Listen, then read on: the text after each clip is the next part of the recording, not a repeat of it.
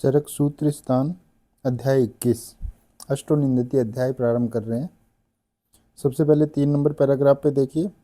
ये खलु शरीरम अधिकृत्य अष्टो पुरुषा निंदिता भवन्ति तद यथा अति दीर्घश्च अति ह्रस्वश्च अति लोमाच अलोमाच अति कृष्णश्च अति गोरश्च अति स्थूलश्च अति कृशश्च इति। तो इन्होंने सबसे पहले कहा कि शरीर को अधिकृत करके 8 प्रकार के निंदित पुरुष होते हैं। अष्टो पुरुषा निंदिता भवन्ति शरीरम अधिकृत्यो, ऐसा कहा। इसके बाद में जो 8 इन्होंने संख्या बताई उसको काउंट करा रहे हैं। अति दीर्घ, अति ह्रस्व, अति लोम, एलोम, अति कृष्ण, अति गोर और अति स्थूल और अति कृश। तो ये हार्मोनल जो डिजीज़ हैं उसी के हम उसी में रखेंगे इनको, मॉडर्न में अगर देखा जाए तो इस प्रकार 8 प्रकार के निंदित पुरुष इन्होंने कहे। तो यहाँ 4 ग्रुप बन रहे हैं, दीर्घ और ह्रस्व का, अतिलोम और एलोमा का, अति कृष्ण और अति गोर और अति स्थूल और अति कृश। इस प्रकार से 4 ग्रुप में 8 ये निंदित पुरुष बताए गए। इसके बाद आगे 4 नंबर पैराग्राफ पे कह रहे हैं ये यहाँ पे, तत्र अति स्थूल कृष्योर भूय एव अपरे निंदित विशेषा भवन्ति, कि जो 8 बताएं उनमें अति स्थूल और अति कृश ये विशेष रूप से निंदित कहे जाते हैं। और अब इसके बाद अति स्थूल का वर्णन स्टार्ट करेंगे। अति स्थूलस्य तद आयुषो हास्यौ जवो उपरोध है, कृच्छ व्यवायता, दौर्बल्यम, दौर्गंध्यम, स्वेदाबाध है, क्षुद अतिमात्रम, पिपासा अति योगश च इति भवन्ति अष्टो दोषा। तो ये 8 प्रकार के दोष इन्होंने कहे हैं अति स्थूल में। आयुहाश, जव उपरोध, जव का मतलब उत्साह नहीं रहना, उत्साह का अवरोध रहना। व्यवायता में कृच्छता, दुर्बलता, दौर्गंध्यम, स्वेदाबाध, स्वेद के कारण परेशानी, क्षुद अतिमात्रा, भूख ज़्यादा लगना और पिपासा अति योग, ये प्यास ज़्यादा लगना। भवंती अष्टो दोषा, क्वेश्चन पूछा जाएगा 2 नंबर में, 8 प्रकार के दोष बताइए। तो ये 8 प्रकार के अति स्थूल के दोष हैं। तो सबसे पहले इन्होंने शरीर को अधिकृत करके 8 प्रकार के निंदित पुरुष बताए। उनमें फिर इन्होंने कहा कि 2 जो हैं वो निंदित विशेष हैं। तो ये भी पूछ सकते हैं निंदित विशेष कौन है, अति स्थूल और अति कृश। अब इन्होंने अति स्थूल का जो टॉपिक है वो स्टार्ट किया है, जिसमें इन्होंने सबसे पहले 8 दोष बताए अति स्थूल पुरुष के। अब आगे देखिए क्या करें, इसके हेतु बताएंगे आगे कि जो अति स्थूलता है उसका कारण क्या है। तो तद अति स्थूल्यम अति संपूर्णाद गुरु मधुर शीत स्निग्ध उपयोगाद अव्यायामाद अव्यवायाद द्विस्वप्नाद हर्ष नित्यत्वाद अचिंतनाद बीज स्वभाववाद च उपजायते। ये इन्होंने इसके हेतु बता दिए। अति स्थूलता का कारण क्या है कि अति संपूर्णाद, बहुत अधिक भोजन करना, और 4 गुण बताए इन्होंने यहाँ पे आहार के, गुरु मधुर शीत और स्निग्ध, इनका उपयोग अधिक करना, व्यायाम नहीं करना, अव्यायाम मतलब फिजिकल वर्कआउट नहीं रहना, अव्यवाय मैथुन नहीं करना, दिवा स्वप्न को कारण बताया, या ध्यान में रखना। दिवा स्वप्न ये हर्ष नित्यत्वाद मतलब प्रसन्न रहना, मतलब कोई चिंता वगैरह नहीं करना किसी भी काम की। अचिंतनाद, चिंतन नहीं करना किसी भी कार्य के लिए। और एक बीज स्वभाव, ये भी कारण बताया, बीज स्वभाव की जेनेटिक डिसऑर्डर भी हो सकता है। तो इस प्रकार से ये इन्होंने आहार और विहार के रूप में अति स्थूलता के कारण कह दिए इन्होंने। यहाँ पे 4 गुण आपको, ये गुरु मधुर शीत और स्निग्ध, ये आहार के जो गुण बताए हैं इनका अधिक सेवन करने को बताया, ये याद रखना है। और बीज स्वभाव को भी कारण बताया गया है आयुर्वेद में अति स्थूलता में, तो इसको भी आपको माइंड में रखना है। अब आगे जो 8 दोष इन्होंने बताए हैं उसको क्लियर कर रहे हैं कि वो क्यों होते हैं 8 दोष अति स्थूल में। तो देखिए, तस्य ही अतिमात्र मेदस्विनो मेद एव उपचीयते न तत् इतर धातु तस्माद आयुषो हास है। पहला जो दोष इन्होंने बताया था कि आयु का हास हो जाता है, मतलब आयु कमी रहती है ऐसे पर्सन की, तो उसका कारण बताया है कि अति मात्रा में मेद एव उपचीत, ये मेदस्विनो, मेदस्वी जो पुरुष है, अति स्थूल पुरुष है, उसमें मेद बहुत ज़्यादा बनता है। न तत् इतर धातु है, तो उसके बाद वाली धातुएं कम बनेगी। अस्थि मज्जा शुक्र जो है वो कम बनेंगे। तो इसके कारण उसकी, क्योंकि हमारा शरीर जो है वो 7 धातुओं से ही बना होता है, आगे वाली धातुएं अगर कम रहेंगी तो फिर आयु का ह्रास रहेगा। दूसरा जो जव उपरोध कहा था उसके लिए कह रहे हैं शिथिल्याद सोकुमार्याद गुरुत्वाच मेद सो जव उपरोध है। 3 जो प्रॉपर्टी बताई है मेद की, कहा है कि मेद में शिथिलता होती है, सुकुमारता होती है और गुरु गुण होता है, इसलिए मेद सो जव उपरोध। इस कारण से जो मेद में शिथिलता है और वही शरीर में बहुत ज़्यादा है तो सारे शरीर में शिथिलता रहेगी, इसलिए जव उपरोध रहेगा, मतलब उत्साह का उसमें कमी रहेगी, उत्साह की।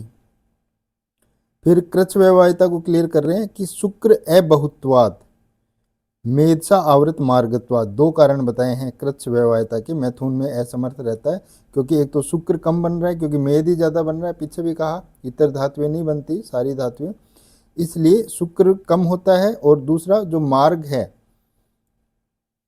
वो भी जो स्रोतस हैं, पुरुष वह स्रोतस है, वो मेधसा आवृत मार्ग, तो मार्ग आवृत रहता है, तो शुक्र वह स्रोतस जो है वो आवृत रहता है, इस कारण से कृच्छ व्यवहारिता रहेगी।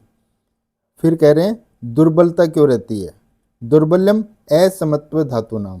बस एक ही कारण बताया दुर्बलता का, वाइवा में पूछ सकते हैं, ऑब्जेक्टिव में आ सकते हैं, इनमें से जैसे ये जो शॉर्ट है असमत्व धातु नाम, इससे कौन सा दोष होगा, तो ये दुर्बल्य। दुर्गंध के लिए कहा है इन्होंने मेदो दोषान मेद से स्वभावात स्वेदनत्वात च, कि दुर्गंध क्यों आती है, वहाँ पे कारण बताया कि मेद दोष जो है वो मेदो दोषान, मेद का स्वभाव भी होता है और स्वेदन के कारण, 3 कारण से दुर्गंधता बताई है कि एक तो स्वेदन बहुत ज़्यादा होगा उसको, मेद का खुद का स्वभाव होता है कि उसमें स्मेल आएगी, और मेद खुद एक दोष के रूप में हो जाता है, इसलिए ये इस कारण से दुर्गंधता रहेगी। क्योंकि जो वात पित्त कफ भी हैं एक अपनी मात्रा में रहते हैं तब तक वो धातु का कार्य करते हैं, अगर उससे ज़्यादा या कम हो जाते हैं तो वो दोष के रूप में कहे जाते हैं। तो इसी प्रकार मेद जो है वो दोष के रूप में हो जाता है यहाँ पे, और मेद का खुद का स्वभाव भी होता है कि उसमें खुद में स्मेल आती है, और एक स्वेदन बहुत ज़्यादा होता है क्योंकि स्वेद जो है वो मेद का ही मल है, तो ये दुर्गंधता का कारण कहा। फिर आगे कारण कह रहे हैं स्वेद बाधा है, मतलब स्वेद के कारण परेशानी रहती है, तो उसमें कह रहे हैं मेद से श्लेषम संसर्गाद विषंदत्वाद बहुत्वाद गुरुत्वाद व्यायाम असहत्वाद स्वेद बाधा है। ठीक है, ये 2 नंबर के क्वेश्चन में पूछने लायक है कि स्वेद बाधा क्यों रहती है, कि स्वेद बाधा का मतलब स्वेद से परेशानी क्यों रहती है, कि पसीना ज़्यादा आता है या बार बार पसीने के कारण थोड़ा सा भी काम करते ही पसीना आ जाता है, तो वो क्यों, क्योंकि स्वेद तो उत्पन्न होना ही है क्योंकि मेद का मल है। तो इसको क्लियर किया है इन्होंने कि मेद जो है वो कफ के साथ संसर्ग हो जाता है, क्योंकि मेद और जो कफ है वो दोनों एक जैसी प्रॉपर्टी होती है लगभग।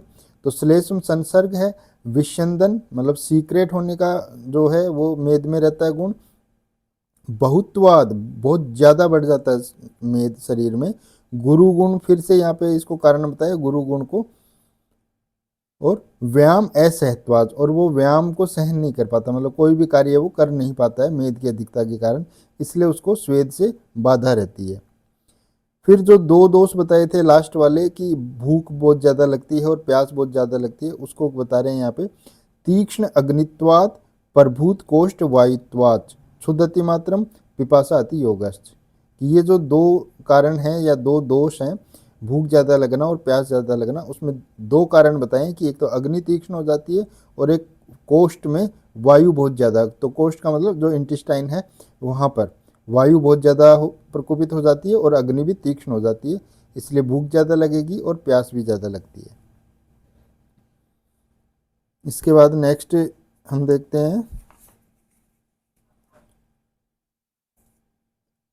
इसमें कुछ कॉम्प्लिकेशन होंगे अति स्थूल पुरुष में, उसको ये यहाँ क्लियर कर रहे हैं कि क्या प्रॉब्लम हो जाती है अति स्थूलता में। ये कह रहे हैं आगे मेधसा आवृत मार्गत्वाच वायु कोष्ठे विशेषतः चरण संदुक्षते अग्निम आहारम शोष्यते अपि। कह रहे हैं कि आवृत, क्योंकि मेद ज़्यादा बढ़ गया इसलिए मेद हर स्रोतस में आवृत कर लेता है, हर स्रोतस को आवृत कर लेता है, वो शुक्रव स्रोतस है अन्वय स्रोतस है सभी को आवृत कर लेगा वो। तो मेद के आवृत मार्ग के कारण वायु कोष्ठे विशेषतः चरण, तो वायु क्या होती है कोष्ठ में ही, मतलब ग्रहणी में ही वो घूमती रहती है वायु, और वहाँ क्या करेगी, वहाँ अग्नि का स्थान है, क्योंकि इसलिए संदुक्षति अग्निम आहारम शोष्यते अपि, इसलिए अग्नि को संदुक्षण करती है, मतलब बढ़ाती रहती है वहाँ पे, इसलिए जो आहार जो भी लिया वो तुरंत सूखता रहता है। तस्मात् से शीघ्रम जरती आहारम, और जो आहार है वो जीर्ण भी जल्दी हो जाता है, क्योंकि अग्नि प्रबल है वहाँ पर वायु के कारण। तस्मात् से शीघ्रम जरती आहारम च अति आकांक्षित है, इसलिए उसको अति आकांक्षा मतलब भूख ज़्यादा लगती रहती है, फिर उसको बार बार भूख, कुछ 1 घंटे पहले खाया फिर 1 घंटे बाद में फिर उसको भूख लग जाती है। और च अति आकांक्षित के बाद कह रहे हैं विकारांश अश्नुते घोरान कांश्चित काल व्यतिक्रमात्, और अगर कांश्चित मतलब अगर काल व्यतिक्रम हो गया, मतलब उसको भूख लग रही है वहाँ पे और उसने खाना नहीं खाया, तो विकारांश अश्नुते घोरान, और घोर विकार हो सकते हैं उसको, मतलब बर्निंग हो जाएगी, इंटेस्टाइन में परफोरेशन तक भी हो सकता है, क्योंकि अग्नि वहाँ बहुत ज़्यादा प्रबल है, उसको कुछ नहीं मिलेगा तो वो वहाँ के टिश्यू को सेल को जलाना प्रारंभ कर देती है। तो विकारांश अश्नुते घोरान कांश्चित काल व्यतिक्रमात् किसके संबंध में कहा गया है, संदर्भ व्याख्या कीजिए, पूछा जा सकता है। तो ये अति स्थूलता के संबंध में कहा गया है, तो वो आपको वहाँ इस सबको बताना होगा। तो यहाँ इन्होंने कहा कि कोई आवृत मार्ग के कारण, इन्होंने मेन कारण ये कहा कि मेद जो है वो आवृत कर लेती है, क्योंकि वात के प्रकोप के 2 ही कारण होते हैं, या तो उसके मार्ग में अवरोध आ जाए या फिर धातु क्षय हो। तो यहाँ धातु क्षय भी हो रहा है एक तरह से, कि और धातुएं कम होती जा रही हैं, मेद ही ज़्यादा बन रहा है, लेकिन मेन यहाँ पे आवरण जो है मेद का बढ़ने के कारण, उस आवरण के कारण पहले वात कोष्ठ में संचरण करने लग जाती है, वहीं प्रकोपित हो जाती है, और वहाँ चूँकि अग्नि है तो वो अग्नि को बढ़ा देती है। तो अग्नि बढ़ती है तो जो भी फूड अगर वो पेशेंट सेवन करता है उसका पाचन तुरंत होता रहता है, और अगर वो भोजन नहीं करे समय पर तो फिर उसको घोर जो विकार वो हो सकते हैं। एताव उपद्रव करो विशेषाद अग्नि मारुतो, और कॉम्प्लिकेशन हो जाएंगे वात और पित्तजन्य या वात और अग्निजन्य, उसमें उपद्रव हो जाते हैं। एतो ही दहत स्थूलम वन दावो वनम यथा, याद रखना ये लाइन किससे संबंध में, अति स्थूलता के संबंध में कहा गया है यहाँ पे। एतो ही दहत स्थूलम वन दावो वनम यथा, तो वो जो वात और अग्नि बढ़ जाते हैं वो स्थूल मनुष्य को बर्न कर देते हैं, जला देते हैं, जैसे वन में अगर आग लग जाए तो सारे वन को वो जला देती है, उस प्रकार से। तो ये यहाँ पर स्थूल मनुष्य के लिए अति स्थूल्य में से संबंधित लाइन है। आगे कह रहे हैं मेदस्य अतीव संवृद्धे सहसेव अनिल आदय विकारान दारुणान कृत्वा नाश्यन्ते आसु जीवितम, कि मेद बहुत अधिक बढ़ जाती है, संवृद्धे मेदस्य अतीव संवृद्धे, मेद के बहुत अधिक बढ़ जाने के कारण सहसेव अनिल आदि विकारान, शीघ्र ही मतलब जल्दी ही उसको वात आदि का प्रकोप होकर कॉम्प्लिकेशन बहुत ज़्यादा डिजीज जो कॉम्प्लिकेटेड डिजीज हो जाती है, और नाश्यन्ते आसु जीवितम, और वो मनुष्य को मार भी सकती है, मतलब मृत्यु भी हो सकती है अगर वो अपनी फूड हैबिट पे डाइट पे अगर कंट्रोल ध्यान नहीं रखेगा तो। मेदो मांस अतिवृद्धत्वात् चल स्फिक उदर स्तन, ये यहाँ डेफिनेशन दी है अति स्थूलता की, कि मेद और मांस अतिवृद्ध होने के कारण उसके स्फिक उदर और स्तन प्रदेश पे चल भाव दिखने लग जाता है, मतलब वो हिलने डुलने लग जाता है, मनुष्य जब चलता है तो इतना जो है वो मेद वहाँ पे बढ़ जाता है। अयथ उपचय उत्साहो नरो अति स्थूल उच्यते, मतलब ये अति स्थूल की डेफिनेशन मान लीजिए आप इसको, कि अति स्थूल किसे कहते हैं, उसमें आपको इसका अर्थ लिखना पड़ेगा कि जिस मनुष्य में मेद मांस अतिवृद्ध होकर उसके स्फिक उदर और स्तन प्रदेश में स्फिक उदर और स्तन प्रदेश चल हो जाते हैं तो वो अति स्थूल पुरुष कहा जाता है। अयथ उपचय और उत्साह, और वहाँ पे उसका उत्साह भी वो अयथा रहता है, मतलब उत्साह नहीं रहता उसमें, और उपचय मतलब जो शरीर की बनावट है वो भी डिफरेंट रहती है, अयथा रहती है, मतलब समुचित नहीं रहती, कि उदर प्रदेश है, स्फिक प्रदेश है, स्तन प्रदेश है, ये वो लटकने लग जाते हैं, चल गुण हो जाता है, मतलब वो चलता है तो वो हिलते हैं उसके जो बॉडी पार्ट्स हैं उदर प्रदेश, तो उस चीज़ को यहाँ पे बताया मेदो मांस अतिवृद्धत्वाद चल स्फिक उदर स्तन है। अयथ उपचय उत्साह है, और उसका उत्साह है, और उपचय मतलब जो बॉडी की अंग प्रत्यंग की वृद्धि है वो मतलब सिमिट्री नहीं रहेगी एक तरह से उसमें। नरो अति स्थूल उच्चते, उसको अति स्थूल मनुष्य कहते हैं। इति मेदस्विनो दोषा हेतुओ रूपम एव च निर्दिष्टम। तो ये इस प्रकार से मेदस्विनी जो पुरुष है उसके दोष, हेतु और लक्षण यहाँ पे रूप कह दिए गए हैं। अब ये यहाँ पे अति स्थूलता का चैप्टर क्लोज है। इसके बाद ये अति क्रस उसको कह रहे हैं यहाँ पे कि सबसे पहले इन्होंने 8 प्रकार के निंदित पुरुष के शरीर को अधिकृत करते हुए, ये लाइन आपको वर्ड याद रखना है, शरीरम अधिकृत्यो अष्टो पुरुषा निंदिता। और उसके बाद 8 जो निंदित पुरुष हैं वो आपको एग्जैक्ट पता होने चाहिए कौन कौन से बताए हैं। फिर निंदित विशेष कौन से हैं, 2 अति स्थूल और अति क्रस, उनको आपको ध्यान में रखना है। और इसके बाद इन्होंने अति स्थूल को बताया, वहाँ 8 दोष बताए। उसके बाद इन्होंने अति स्थूलता के कारण बताए। और इसके बाद इन्होंने अति स्थूल के जो 8 दोष कहे थे उसका क्या रीज़न है, 8 दोष क्यों होते हैं, उसको इन्होंने क्लियर किया।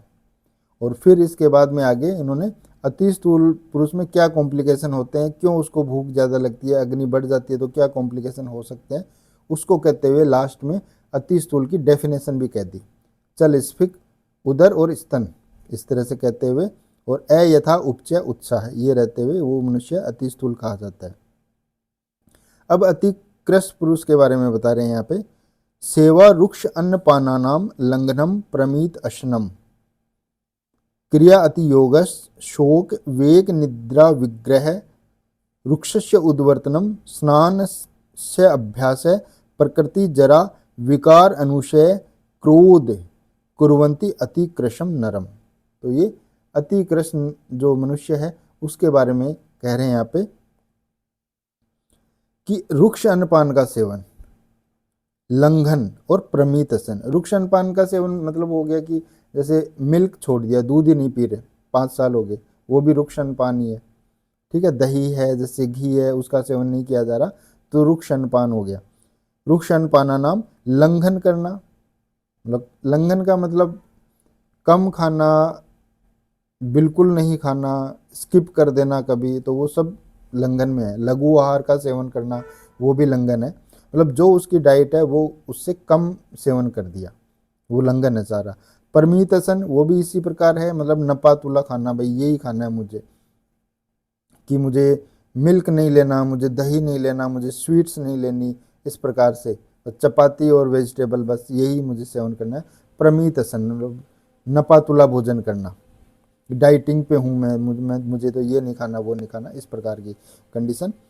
तो रुक्ष अन्नपान लंघन करना, परमित अशन, क्रिया अति योगश, और जो कार्य है वो फिजिकल वर्क मान लीजिए या मानसिक जो क्रिया है वो सारी, मतलब मानसिक क्रिया का मतलब स्टडी बहुत ज़्यादा रहना, तो इस प्रकार से क्रिया अति योग हो जाना। शोक, कोई शोक हो जाए उसको। वेग निद्रा विनिग्रह, और वेग धारण बताया इन्होंने कारण, और निद्रा को स्पेशली कहा है। वेग निग्रह भी कह सकते थे, लेकिन निद्रा का भी निग्रह कहा कि नींद बहुत कम ले रहा है मनुष्य तो उसको कृशता आ सकती है। वेग निद्रा विनिग्रह। फिर रुक्ष उद्वर्तन, रुक्ष उद्वर्तन का प्रयोग करना स्किन पे, बॉडी पे। स्नान से अभ्यास, स्नान का अभ्यास, स्नान का अभ्यास का मीनिंग हो गया कि स्विमिंग बहुत ज़्यादा करना, लोग वेट लॉस के लिए भी करते हैं, स्विमिंग करते हैं बहुत ज़्यादा, तो बहुत इससे बहुत क्विक वेट लॉस होता है स्विमिंग से, इसलिए यहाँ इसका मीनिंग यही होना चाहिए, स्नान अभ्यास का मतलब बहुत ज़्यादा स्विमिंग करना। प्रकृति जरा, प्रकृति मतलब वात प्रकृति, उनको नींद कम आती है। जरा मतलब वृद्धावस्था के कारण, जो वृद्ध होते हैं उनको भी नींद कम आती है।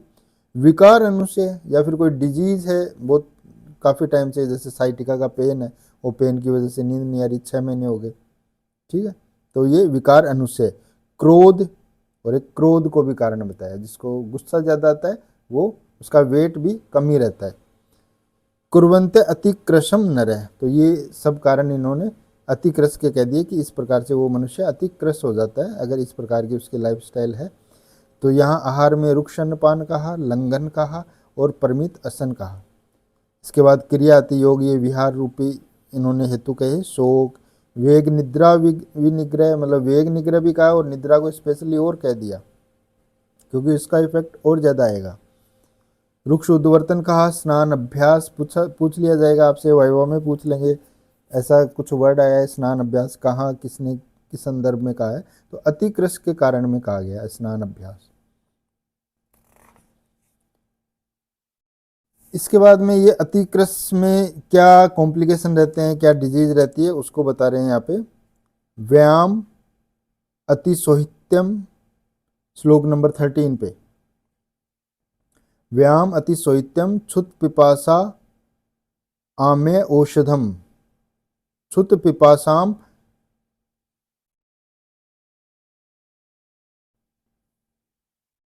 क्षुत पिपासा आमे औषधम कृशो न सहते तद्वत शीत उष्ण मैथुनम।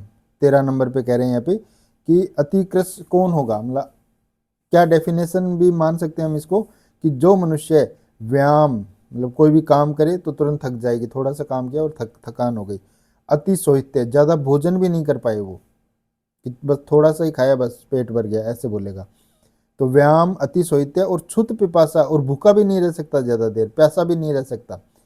आमे औषधम, कोई डिजीज हो जाए, कोई मेडिसिन लेनी हो उसको, कृशो न सहते, उसको सहन नहीं होती, मतलब मेडिसिन ली थोड़ी सी कड़वी हुई तो उसको वॉमिट हो जाएगी, ठीक है। कोई डिजीज हुई तो वो लंबे समय तक उसको वो परेशानी रहेगी, तो मतलब वो सहन नहीं कर पाता, बुखार होते ही उसको मतलब चक्कर आने लगते हैं, मतलब कृशो न सहते, इसका मीनिंग मतलब मीनिंग क्या निकाले हम।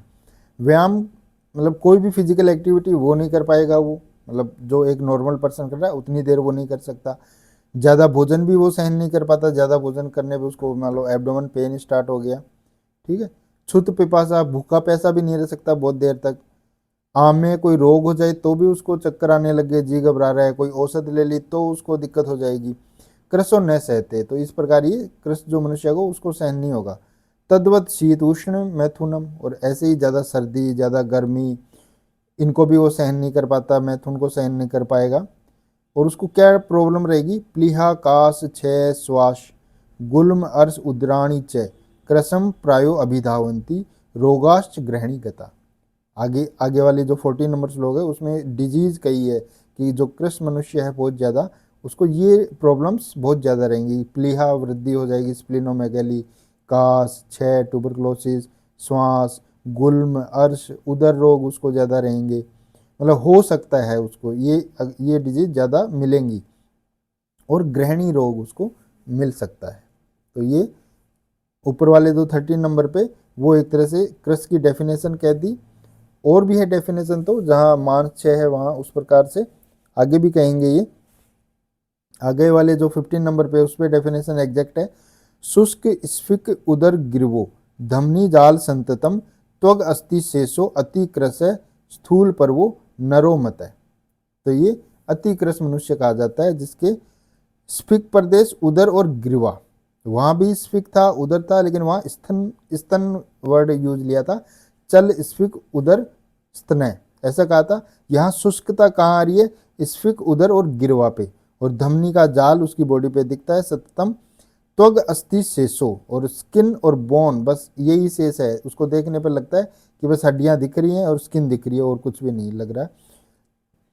और स्थूल पर्वो, और जो जॉइंट्स हैं, क्योंकि बाकी सब कुछ सूख गया तो जॉइंट्स अपने आप स्थूल रूप में दिखाई देंगे उसके, तो स्थूल पर्व और त्वग अस्थि शेष, ये इस प्रकार का उसका प्रेजेंटेशन रहता है। धमनी जाल रहते हैं और स्फिक उदर और गिरवा पे शुष्कता रहेगी, वो मनुष्य कृश कहलाता है।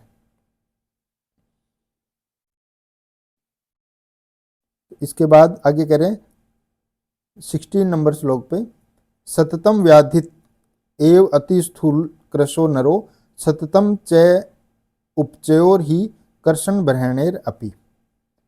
ये कह रहे हैं कि सतत व्याधित होते हैं ये दोनों, अति स्थूल और अति कृश, कोई ना कोई डिजीज कोई ना कोई प्रॉब्लम उनको हेल्थ इशू बना ही रहता है।